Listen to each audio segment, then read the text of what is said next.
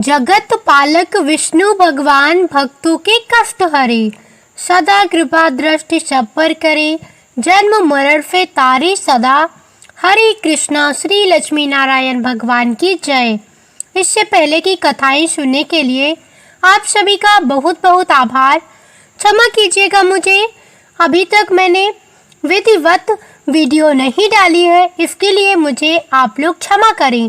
अब आइए श्रवण करते हैं आगे की कान्हा जी की कथा। आज सुनिए कार्तिक मास का कथा अध्याय 20। कान्हा जी और उनके भक्तों के प्रति निश्चल प्रेम का एक बंधन होता है। कान्हा के भक्त जब भी उन्हें सच्चे मन से पुकारते हैं, वह किसी न किसी रूप में अपने भक्तों से मिलने के लिए पहुंच जाती हैं। ऐसे ही एक बार किसी गांव में एक पंडित जी रहा करते थे। वह रोज रोज घर घर जाकर भगवत गीता का पाठ किया करते थे, क्योंकि कान्हा जी को ऐसे लोग बहुत ही प्रिय और पसंद थे जो सदा भगवत गीता का पाठ किया करते थे और सुनते थे। और कान्हा जी की विशेष कृपा भी ऐसे भक्तों पर सदा बनी रहती है। अब एक दिन उन पंडित जी को जब वे जा रहे थे, रास्ते में कुछ चोरों ने पकड़ लिया और डांटते हुए पूछने लगे कि तेरे पास जो कुछ भी है हमें दे दे पंडित।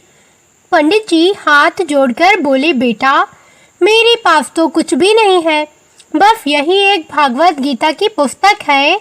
चाहो तो तुम इसे ले लो, और अगर तुम्हें कुछ नहीं चाहिए तो तुम एक काम करना, मैं यहीं पड़ोस के घर में जाकर रोज भगवत गीता का पाठ करता हूँ। वह यजमान बहुत लोग हैं। जब मैं वहाँ पर कथा सुना रहा होऊंगा, तब तुम उनके घर में आकर चोरी कर लेना। यानी कि वो यजमान बहुत ही अमीर हैं, क्योंकि उस समय तो सभी लोग कथा सुनने में व्यस्त रहेंगे, तब चोरी करने में आसानी रहेगी। चोर पंडित जी की यह बात मान गया और पंडित जी को छोड़ दिया। अगले दिन जब पंडित जी उसी पड़ोस के घर में कथा सुना रहे थे, तब पंडित जी के कहे अनुसार वह चोर भी वहां आ गया। पंडित जी ने उस चोर को देख लिया था। अब वे अपनी कथा के बीच में उस चोर को सुनाते हुए कहने लगे कि यहाँ से मीलों दूर एक गांव है, वृंदावन। वहीं पर एक लड़का रहता है जिसका नाम है कान्हा। वह अक्सर वहां आया करता है। वह हीरो जवाहरात तो सदा लदा रहता है। अगर कोई लूटना चाहता है तो उसको लूट ले। वह रोज रात को उस पीपल के पेड़ के नीचे आता है जिसके आसपास बहुत सारी झाड़ियां हैं। चोर ने जब पंडित जी की बात सुनी तो बड़ा खुश हुआ और खुशी खुशी अधिक धन पाने की इच्छा से वहां से चला गया। अब वह चोर अपने घर गया और जाकर अपनी पत्नी से बोला कि सुनो, आज मैं कान्हा नाम के एक बच्चे को लूटने जा रहा हूँ। सुना है वह हीरे जवाहरात से तो सदा लदा रहता है और वह वहाँ रहता है। वह जगह यहाँ से मीलों दूर है। तब एक काम करो, मुझे रास्ते में खाने के लिए कुछ खाना बांध कर दे दो। पत्नी ने थोड़ा बांधकर उसे भोजन दे दिया और कहा कि बस यही है, जो कुछ भी है इसी को खाकर पानी पी लेना। चोर अपने घर से यह संकल्प लेकर चला कि आज तो मैं उस कान्हा को लूटकर ही वापस आऊंगा। अब वह पैदल ही टूटे चप्पल में वहां से चल पड़ा। रास्ता बहुत लंबा था, लेकिन वह चोर मन में उसी कान्हा नाम के बालक का ध्यान करते हुए आगे चलने लगा। हर समय बस उसी बालक का रूप उसे ध्यान में आ रहा था कि एक नन्हा बालक है जो हर समय हीरे जवाहरात से तो लदा रहता है और उसी के सारे हीरे मोती आज मैं चुरा कर ले आऊंगा। इस तरह रास्ते भर वह उस नन्हे बालक का ध्यान करता रहा। सुबह से लेकर चलते चलते शाम हो गई। जब शाम हुई तो उसी जगह जा पहुंचा, पर उसे पंडित जी ने जाने को बताया था। अब उस जगह पहुंचकर वह सोचने लगा कि अगर मैं यहीं सामने खड़ा हो गया तो वह बच्चा तो मुझे देखकर भाग जाएगा, फिर तो इतनी देर से पैदल चलकर मेरा यहाँ आना व्यर्थ हो जाएगा। इसलिए उसने सोचा क्यों ना मैं पास वाली झाड़ी में ही छुप जाऊं। अब जैसे ही वह चोर उन घनी झाड़ियों में छुपा, झाड़ियों के लंबे लंबे कांटे उसे चुभने लगे। उस समय उसके मुंह से बस एक ही आवाज आई, कान्हा, कान्हा। उसका शरीर लहलुहान हो गया, लेकिन मुंह से सिर्फ यही निकला, कान्हा आ जाओ, कान्हा आ जाओ। अपने भक्त की ऐसी दशा देखकर कान्हा जी चल पड़े। तभी रुक्मिणी जी कान्हा से बोली, प्रभु कहाँ जा रहे हो? वह आपको लूट लेगा। प्रभु बोले, कोई बात नहीं, अपने ऐसे भक्तों के लिए मैं लूट जाना तो क्या, मिट जाना भी पसंद करूंगा। अब ठाकुर जी ने एक नन्हे बालक का रूप बना लिया और वे आधी रात होने पर उसी जगह आ गए जहां पर वह चोर झाड़ियों में छुपा हुआ था। अब जैसे ही वह उस जगह पर जा पहुंचे, चोर एकदम से झाड़ियों से बाहर निकला और उन्हें पकड़कर बोला, अरे ओ कान्हा, तूने मुझे बहुत दुखी किया है रे। अब यह चाकू देख रहा है ना, चुपचाप अपने सारे गहने मुझे दे दे। कान्हा जी ने तो हंसते हुए उस चोर को सब कुछ दे दिया और हंसी खुशी अगले दिन अपने गांव में वापस आ गया। बड़ा खुश था कि आज तो इतने सारे जवाहरात लूट कर लाया हूँ कि अब मुझे पूरे जीवन भर चोरी करने की आवश्यकता ही नहीं रहेगी। चोर बड़ा खुश होकर अगले दिन सबसे पहले उन्हीं पंडित जी से मिलने के लिए जाने लगा और पंडित जी जिस घर में कथा सुना रहे थे वहीं पहुंच गया। जितने भी गहने वो चोरी करके लाया था, उनका आधा हिस्सा उसने ले जाकर पंडित जी के चरणों में रख दिया। पंडित जी ने जब देखा तो पूछने लगे, भाई यह क्या है? तब वह चोर बोला, पंडित जी, आपने ही तो मुझे उस कान्हा का पता बता दिया था और मैं तो उसको ही लूट कर ले आया हूँ और यह रहा आपका हिस्सा। आपने मुझे उसका पता बताया था ना, इसलिए यह आधा हिस्सा अब आपका हुआ। पंडित जी ने सुना तो कानों पर यकीन नहीं हुआ। बोले, अरे भाई, मैंने इतने साल से ठाकुर जी की सेवा कर रहा हूँ, इतने साल में पंडिताई कर रहा हूँ, वह तो मुझे आज तक नहीं मिले। अरे भला, तुम जैसे पापी को कान्हा कहाँ से मिल सकती हैं? चोर ने बार बार पंडित जी से कहा, नहीं पंडित जी, मैं सच में कान्हा से मिला हूँ। पंडित जी बोले, चल मैं भी चलता हूँ तेरे साथ, वहाँ पर मुझे भी दिखा कि कान्हा कैसे दिखता है। और इस तरह चोर और पंडित जी कान्हा जी से मिलने के लिए चल पड़े। एक लंबी थकान भरी पैदल यात्रा के बाद वे दोनों साथ में ही वृंदावन में पहुंच चुके थे। वृंदावन में पहुंचकर वह चोर पंडित जी को उन्हें झाड़ियों के पास ले गया जहां वह छुपा हुआ था। चोर ने पंडित जी का हाथ पकड़कर कहा, आओ पंडित जी, मेरे साथ यहाँ पर छुप जाओ। अब पंडित जी चोर के साथ ही उस झाड़ियों के अंदर छुप गए। दोनों का शरीर कांटों से लहलुहान हो गया और मुंह से दोनों के बस एक ही आवाज निकली, कान्हा, कान्हा आ जाओ। ठीक मध्य रात्रि में कान्हा जी फिर से एक बालक का रूप धरकर वहीं आ गए।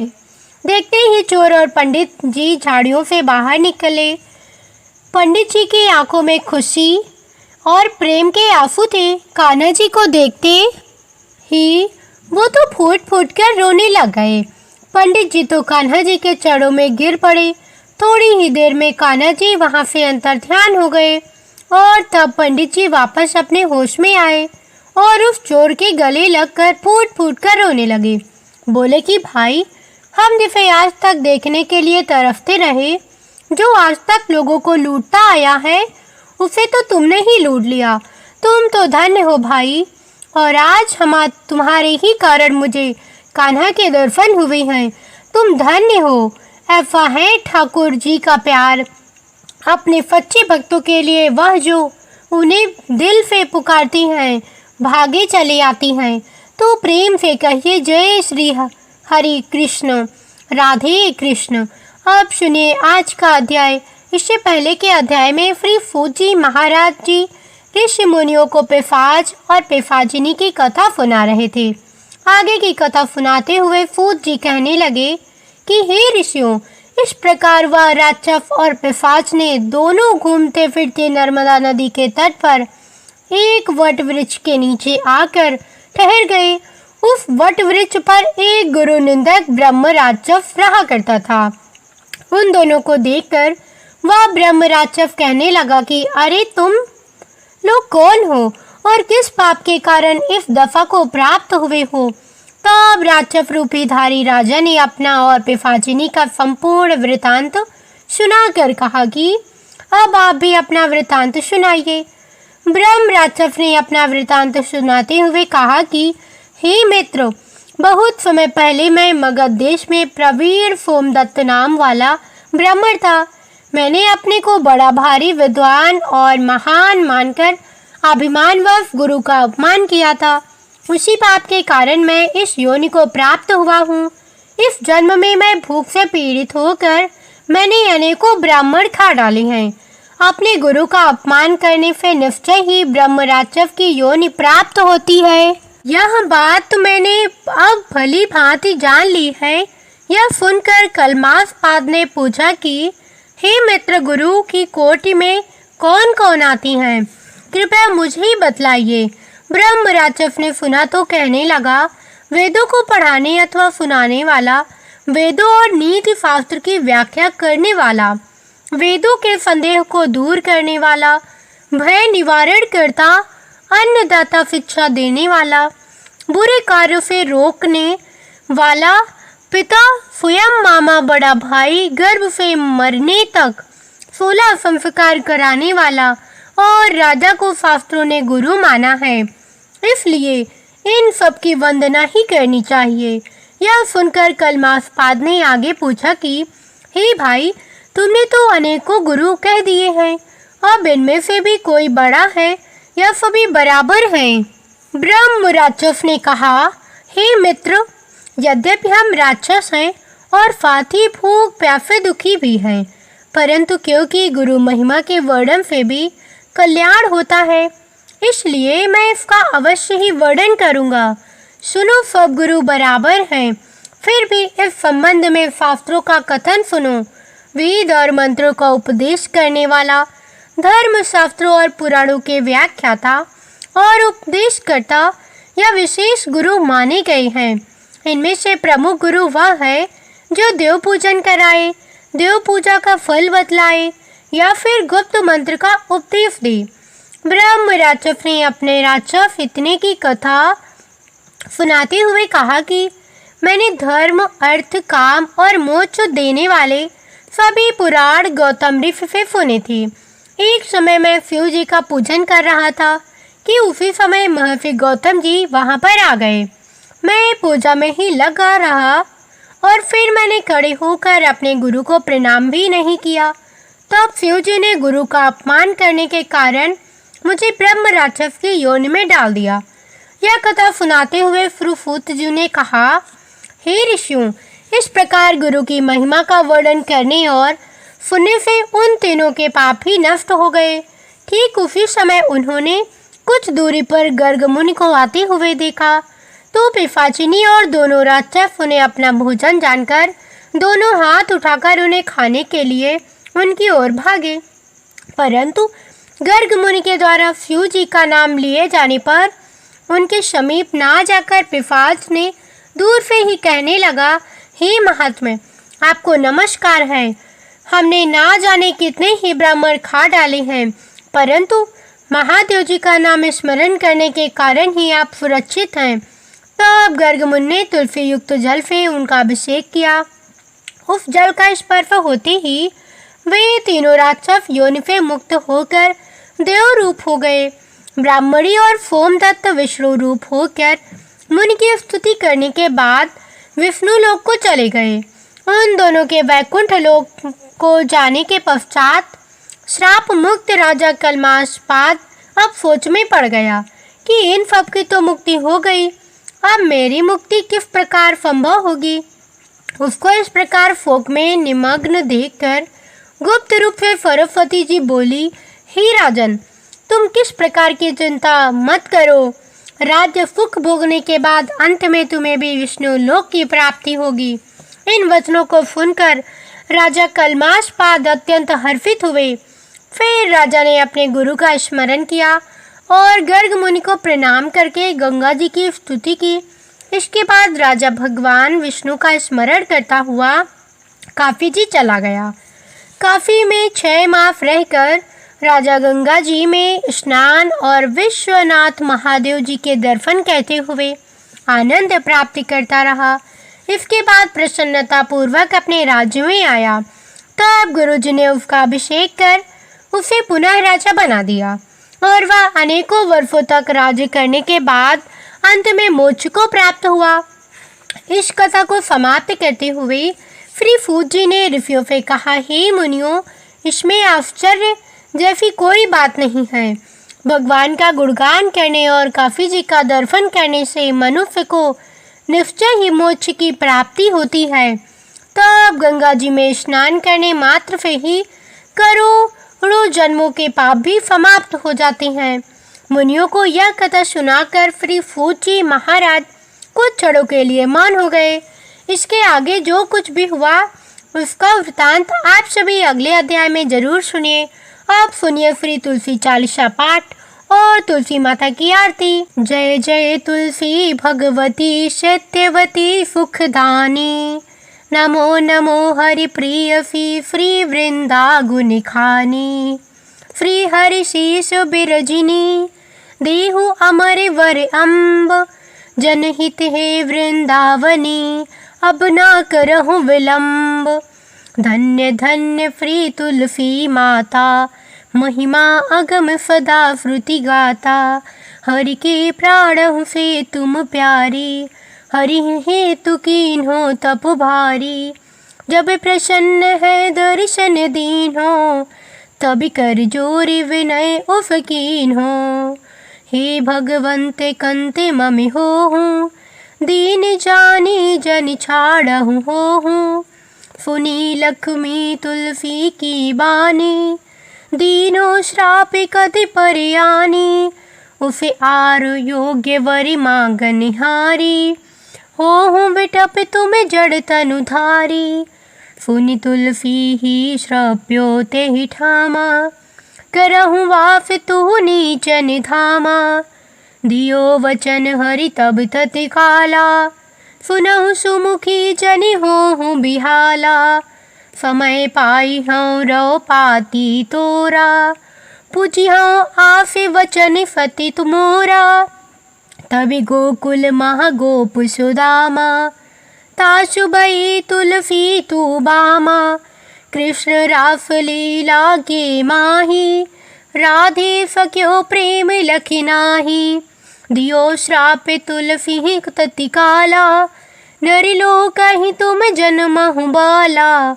योगोप वाहदान विराजा, शंख चूड़ नामक फिर ताजा।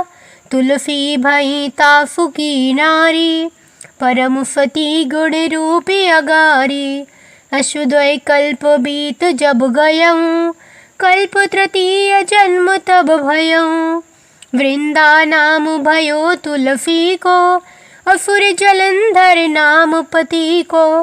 करियत द्वंद अतुल बल धामा, लीन्हा शंकर से संग्रामा। जब निज सैन्य सहित शिव हारे, मरही ना तब हरि हरि ही पुकारे। पतिव्रता वृंदा थी नारी, को ना सके पति संघारी। तब जलंधर ही भेष बनाई, वृंदा ढिक हरि पहुँचो जाई। शिवहित लही करि कपट प्रसंगा, कियो सतीत्व धर्म तो ही भंगा। भयो जलंधर कर संघारा, सुनी उर्फो के उपारा। तिही छड़ दियो कपटि हरि टारी, लखी वृंदा दुख गिरा उचारी। जलंधर उस हत्यो अभीता, सोई रावण तस हरि सीता।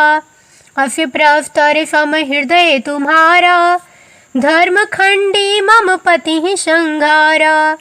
यही कारण लहि श्रापि हमारो, होवे तनु पाषाण तुम्हारा। सुनि हरि तुरता ही वचन उचारे, दियो श्राप बिन बिना उचारे।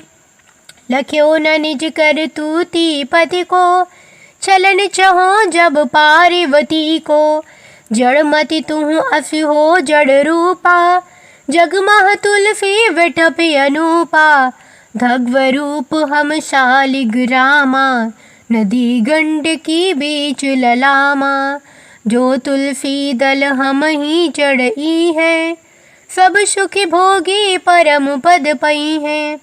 बिनु तुलसी हरि जलत फरीरा, अतिशय उठत फीस उर पीरा। जो तुलसी दल हरि फिर धारत, सो सहस्त्र घटे अमृत डारत।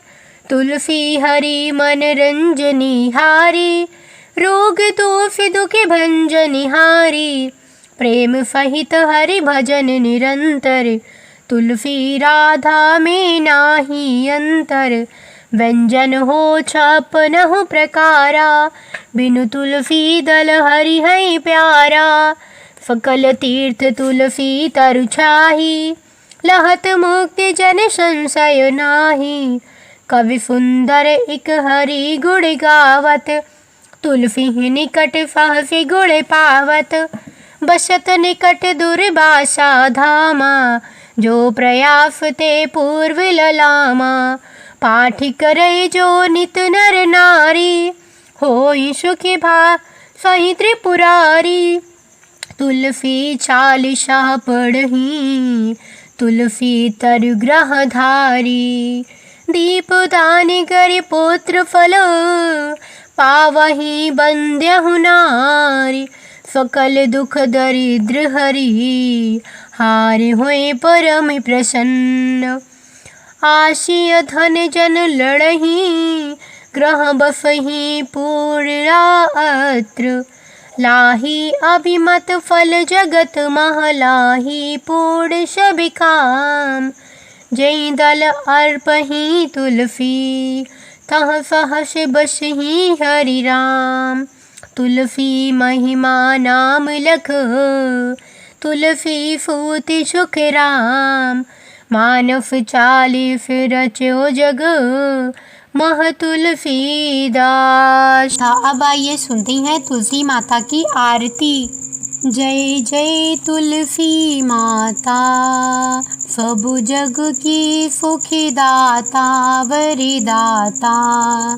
जय जय तुलसी माता, सब योगों के ऊपर, सब रोगों के ऊपर।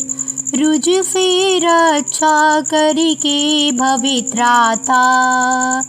जय जय तुलसी माता, बटुपुत्री ही श्यामा, फुरबल्ली ही ग्राम्या।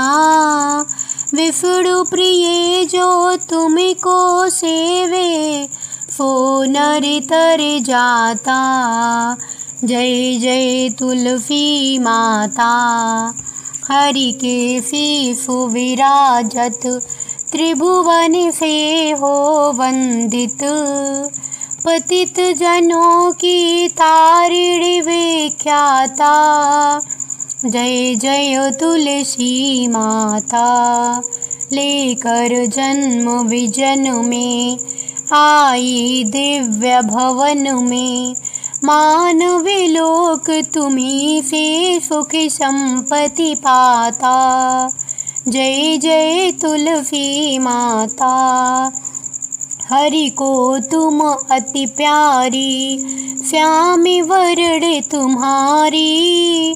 प्रेम अजब है उनका, तुम से कैसा नाता। जय जय तुलसी माता, तुलसी माता की जय, भगवान विष्णु की जय। यह थी संपूर्ण कथा। कैसी लगी कमेंट करके अवश्य बताइएगा। साथ ही वीडियो को लाइक, चैनल को सब्सक्राइब कर लीजिएगा और हाँ, बेल आइकन को ज़रूर प्रेस कर लीजिएगा। ऐसी ही रोचक और धार्मिक कथाओं के लिए हमारे साथ बने रहिए। मिलते हैं एक ऐसी ही नई कथा के साथ। तब तक के लिए जय बजरंगबली, राम राम।